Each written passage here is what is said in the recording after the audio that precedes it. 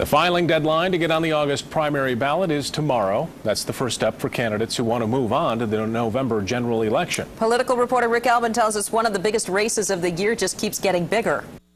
A U.S. Senate race is always a big deal as we select one of only 2 members to represent us in the upper chamber in Washington, D.C. But the sheer number of Republicans vying for the chance to take on Democratic Senator Debbie Stabenow make this one even bigger. 7 Republicans say they want to run against the state's junior senator. 5 of them showed up for a forum in Grandville. The question in the run-up to the filing deadline has been how many will collect the 15,000 plus signatures it takes to qualify. Tonight, it seems likely that 4 or more candidates may make the ballot and may make for a lively primary.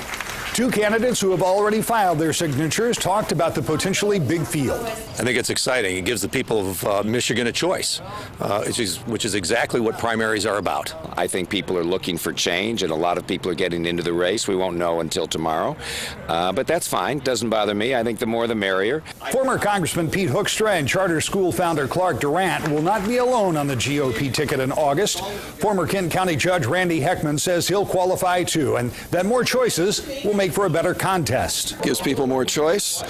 We're excited to try to distinguish ourselves from the other candidates. Republican activist Gary Glenn went so far as to predict that not only will he make the ballot, but will do so with more signatures than his opponents. But we think an all-volunteer army of Tea Party and other conservative activists can do better than that, and we'll prove it on Tuesday.